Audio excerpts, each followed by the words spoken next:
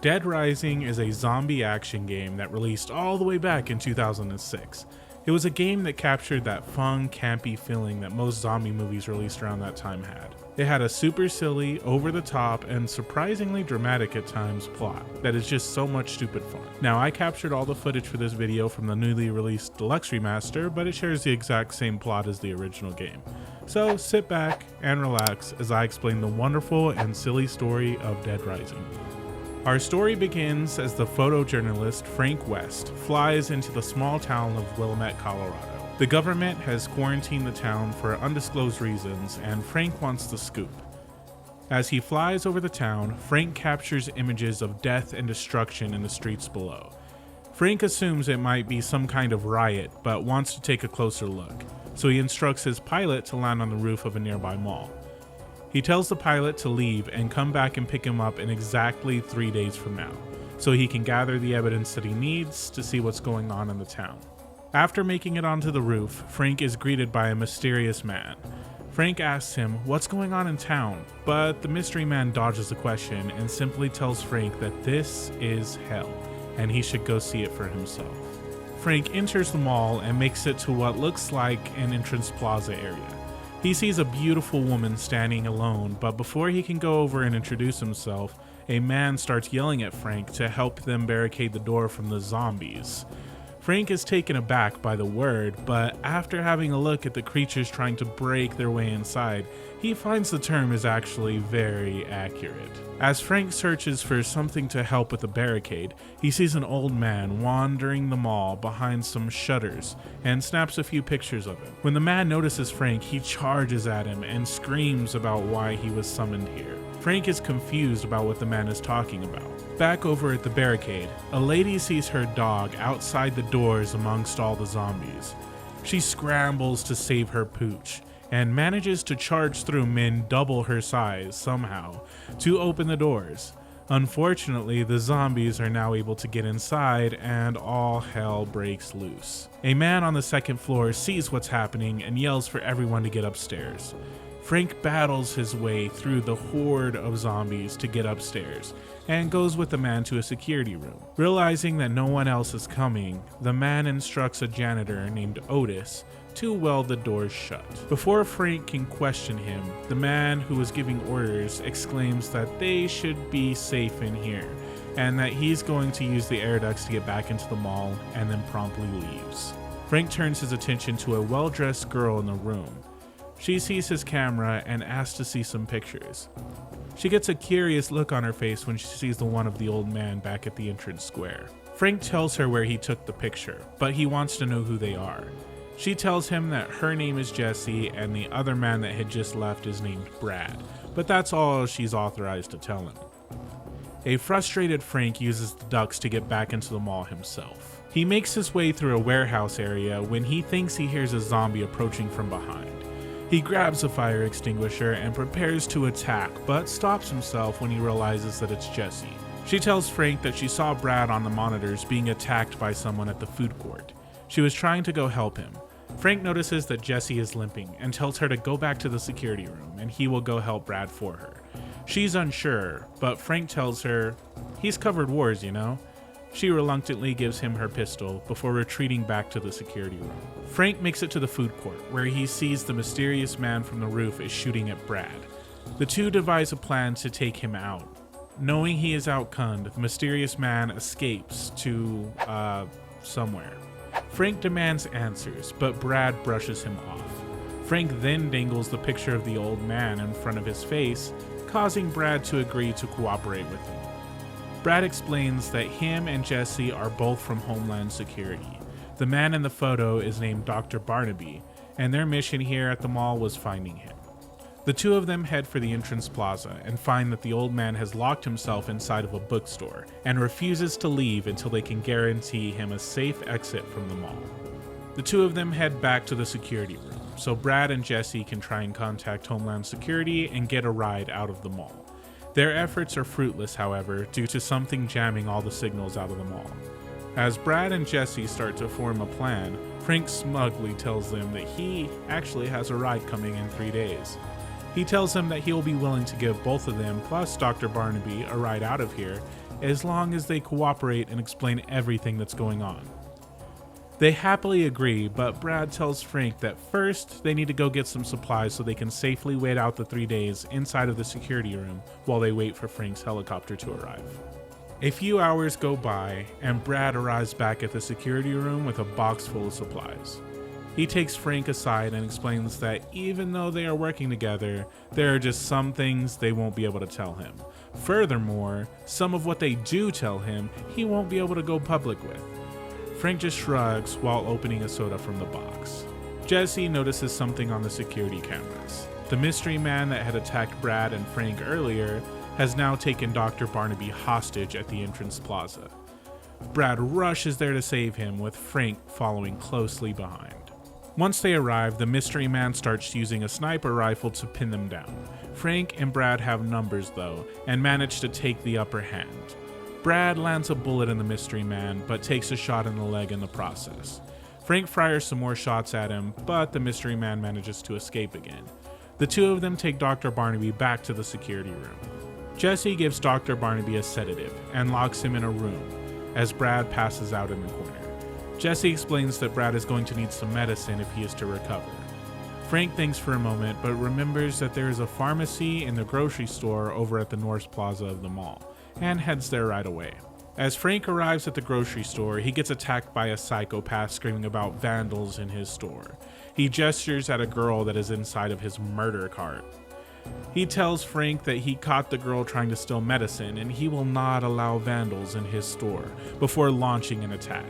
Frank has no choice but to defend himself and kills the psycho. Frank then notices the girl in the cart was the one he had seen all the way back at the entrance square before the zombies hit over on the mall. The girl wakes up and pushes Frank away. Frank explains that since they are both here for medicine, they should just work together. The girl screams she doesn't need help from the likes of him and yells that everything that happened back in Santa Cabeza is all their fault before quickly bolting out of the supermarket. Frank has no idea what she's talking about, but nevertheless, Frank can now grab what he came for. Frank makes it back with the medicine to the security room. Jesse quickly treats Brad. Frank tells Jesse about what the girl at the supermarket had said. As soon as Frank says the word Santa Cabeza, they hear movement in the room where Dr. Barnaby was locked in. They open the door to find out that he is awake and he was eavesdropping on them. A now riled up Dr. Barnaby seems to understand why someone lured him to the mall. Jesse asks him to tell her everything he knows about Santa Cabeza before locking Frank outside so he cannot hear. A frustrated Frank decides to watch the security monitors with hopes of finding the girl again, and maybe he can actually get some answers from her. Frank finally spots the girl riding a motorcycle inside the North Plaza, heading back to the supermarket, so he rushes to intercept her. Upon arriving, the girl spots and attacks Frank before he can talk to her.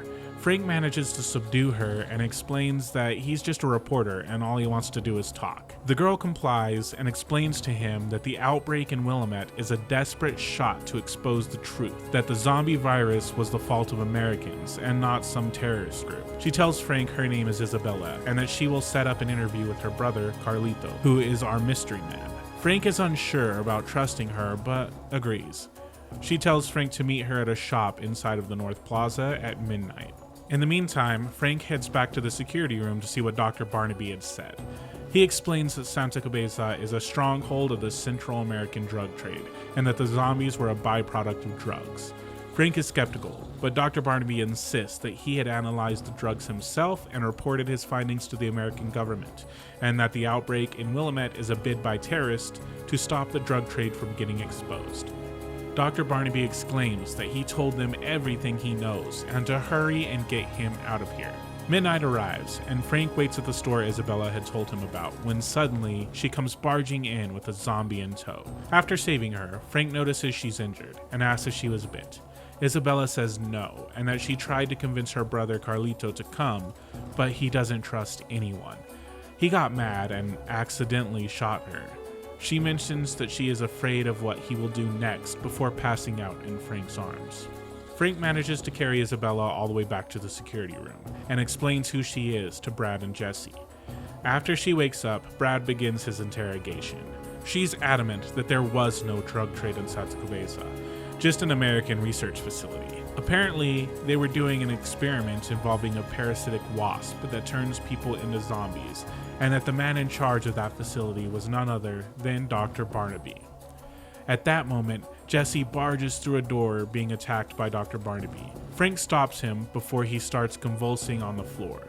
Barnaby realizes that he's turning into a zombie. Frank quickly asks him if what Isabella said is true. He confirms it, but says that the research was for breeding livestock due to the amount of meat being consumed by Americans on a daily basis, and that they accidentally created a zombie livestock. He exclaims the research was necessary and that he had did nothing wrong before collapsing on the floor, dead. Dr. Barnaby rises as a zombie for one final jump scare as Brad puts a bullet in his head. Carlito starts speaking to Isabella over the mall intercom, telling her he's sorry, but he has no choice and now must rely on his last resort. Isabella explains that Carlito had a plan to fill the tunnels underneath the mall with flammable gas and use time bombs to ignite it, blowing up the mall, and that will cause parasitic larvae to be blown into the atmosphere, spreading the virus outside of the city. Brad and Frank rush to the underground tunnels in a desperate bid to collect the bombs and get them outside, away from the flammable gas. Carlito tries to stop them, but Brad keeps him busy, so Frank can grab all the bombs. Frank successfully gets the bombs outside, saving them all and all of their lives. Meanwhile, Brad and Carlito are still fighting in the underground tunnels. Brad manages to shoot Carlito, but takes a knife to the shoulder, and gets kicked out of the room where he faces a giant horde of the undead. Frank rushes to help him, but Brad is suffering from multiple wounds, and he can feel himself turning. He asks Frank to just leave him there, and to promise him not to tell Jesse about his fate. Frank makes his way back to the security room. He honors Brad's request and says nothing to Jesse. Instead, he asks Isabella if she knows anything else about Carlito's plan. She doesn't, but she does know where his hideout and subsequently his computer are located, so she takes Frank there right away. Once they arrive at Carlito's hideout, Isabella realizes his computer requires a password to get in, but she will try and crack it. At that moment, Jesse contacts Frank over the walkie, telling him that she's seen someone dragging Carlito into a room underneath the butcher shop over the surveillance cameras, so he rushes over there to check it out. When Frank arrives, there is a large man putting a wounded and dying Carlito onto a meat hook. The large psycho intends to ground Carlito into meat and sell it to his customers. Frank tries to negotiate with him, but the large butcher attacks. After a desperate fight, Frank manages to kill the man and help Carlito down. Frank demands the password for Carlito's computer, but he refuses. Instead, he takes a necklace off of his neck and asks Frank to give it to his sister and tell her that he loves her and he's sorry, before succumbing to his wounds. Back at Carlito's hideout, Frank is frustrated that he couldn't get the password, but honors Carlito's wish and gives the necklace to Isabella. Seeing the necklace reminds her of when the two of them were kids. It brings to mind a phrase that their parents would say, Pachamama, meaning Mother Earth. She tries the password and it unlocks the computer. Isabella uses it to disable the jammer that was previously preventing Jesse from contacting HQ. Frank lets Jesse know right away so she can contact them.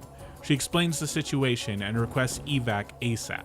However, the government wants to make sure that the Willamette incident is contained, and instead is sending the military to arrive at midnight to kill all the zombies and neutralize any witnesses.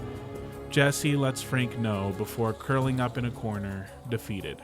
Frank rushes back to the security room. However, he finds a few dead soldiers and a zombified Jesse roaming the security room. Frank heads back to Isabella as the full military descend onto the mall. The two of them decide to stay hidden and just wait for them all to clear out. Eventually, the sound of gunfire ceases, and Frank realizes it's time for his helicopter to arrive. Isabella just tells Frank to save himself and to just go without her. Frank makes it just in the nick of time. However, before the helicopter has a chance to land, a zombie rises from the back seat and takes a bite out of the pilot, causing him to lose control and crash. Frank falls to his knees, unable to process what had just happened. About 15 minutes later, Isabella makes her way to the helipad and discovers Frank is surrounded by zombies. She saves him just in the nick of time, but Frank is unresponsive and collapses. Isabella somehow manages to bring Frank all the way back to Carlito's hideout. Once Frank awakens, Isabella informs him that he must have been infected somehow. Frank can't help but laugh at the irony of the situation. He made it all this way and discovered everything, only to turn into a zombie at the end. Isabella thinks that she can suppress the zombification if she can just get her hands on some supplies. It won't cure him, but it can give him some more time. Frank thinks it's pointless, but decides it's better than just sitting around waiting to die. After Frank has gathered most of the supplies Isabella needed for the suppressant, she discovers something horrific on Carlito's computer. Apparently, he had started a non-profit organization dedicated to finding homes for war orphans. However, Isabella recalls that Carlito made her make 50 batches of the suppressant before they came here, and he had apparently rehomed exactly 50 children. She suspects that Carlito infected these kids and gave them the suppressant, creating 50 unsuspecting time bombs spread all around the United States. With a renewed sense of purpose to survive and to tell his story, Frank rushes to find the final items needed for the suppressant before it is too late. Frank finds them, but also notices a hole at the base of the clock tower, where his helicopter had crashed. Frank peers inside and discovers some kind of tunnels that might possibly lead out of the city, but they are crawling with thousands of zombies. Frank returns to the hideout and tells Isabella about what he found. She has a theory that a certain smell might be revolting to the parasites inside of the zombies, and could possibly allow them to walk directly through the horde in the tunnels and safely out the other side. But she has her doubts. Frank assures her that he has faith in her abilities. And regardless, they have no other way out of town to avoid the military checkpoints, so that's really their only option. Surprisingly, it works, and they make their way through the zombie-infested tunnels all the way to the other side. They find a couple of soldiers next to a military vehicle. They open the gates and use the zombies for cover so they can steal the vehicle and make their escape. Their joy is short-lived, however, when they get attacked by a tank driven by a general of some kind. He wrecks their vehicle before climbing on top of his tank to deliver Frank a monologue about being thorough in his extermination orders, but gets distracted by a horde approaching. Frank uses this to his advantage and launches an attack on the general. After a long and tough battle, Frank manages to knock the general off into the hungry mouths of the horde below. Isabella watches Frank from across the horde fall to his knees and scream at the sky where he appears to be turning. It's alleged that Frank did make it out of Willamette alive and told his story to the world. However, the government only took partial responsibility for the livestock research and was able to fully pin the Willamette incident on the terrorist plot carried out by Carlito. And that's the entirety of Frank's story, at least for the first Dead Rising game. Let me know in the comments below if you want to hear the rest of Frank's story or the stories from any of the rest of the Dead Rising series. Please leave this video a like if you enjoyed it, and subscribe to hear more stories from your favorite games. I'll see you in the next video. Click the video on the left if you want to watch another story video from me, and click the video on the right if you want to watch something that YouTube recommends for me. Thank you guys for watching.